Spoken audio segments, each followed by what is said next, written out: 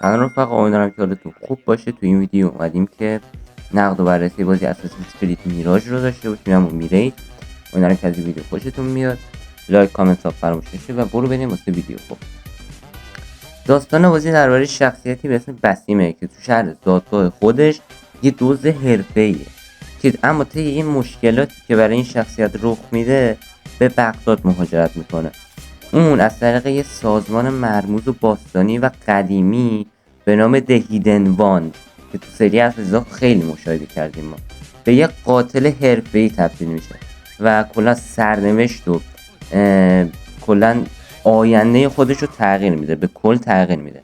داستان بازی تو قرن نهم در دوران هرج و مرج سامرا، خلافت عباسیان و چند دهه قبل از اتفاق بازی اساسین اسکرید والهالا داره اتفاق میفته. کارگردان هنری بازی طی مصاحبه اعلام کرده که در آن زمان بغداد یکی از مهمترین نقاط دنیا از نظر قدرت، هنر، علم و دانش بوده و داستان بسیم و به خاطر همین دقیقا تو بغداد اوورده.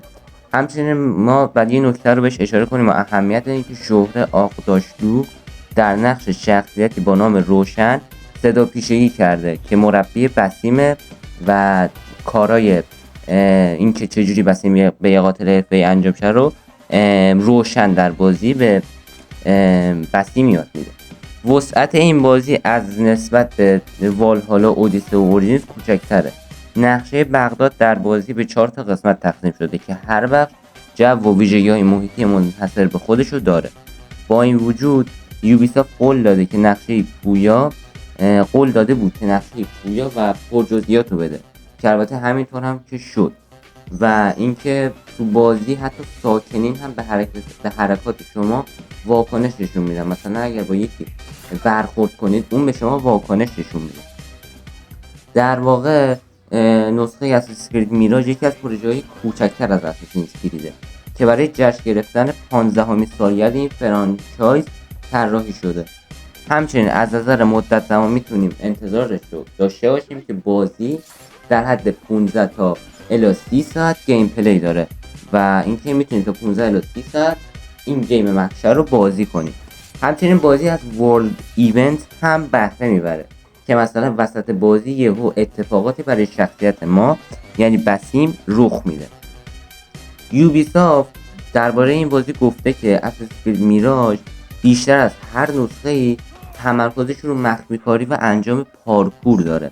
یعنی اینکه مثلا ما میتونیم ناپدید شیم یا مثلا به طرز حرفه‌ای بتونیم که دشمنان رو به قتل برسونیم و اینکه شخصیت ما یعنی بسیم روی تجهیزاتش هم خیلی مسلطه و میتونیم ما تجهیزاتمون رو تا حد زیادی آپگرید یا ارتقا بدیم.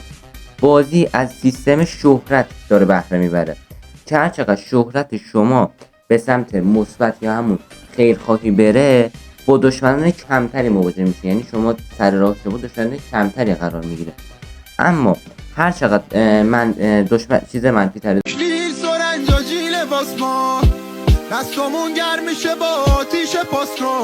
داشته باشید، شخصیت منفی تری داشته باشید، تجهیزات بهتر و پیشرفته‌ای به دست میارید اما دشمنای زیادی روی راهتون قرار میگیره.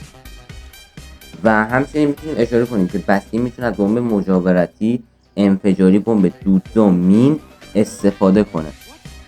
تو شهر بغداد که پر از ساختمان‌های عظیمه، بهترین راهکار برای شما اینه که از روی اینا بپرید و کنه خیلی پارکورش رو گسترده درست کرده و اینکه هیچ نقطه ضعفی هم تو بخش مبارزه با سلاح سرد نداریم و یوبیسافت کاملا تو بخش نبرد تن به تن و رو در رو بسیار خوب عمل کرده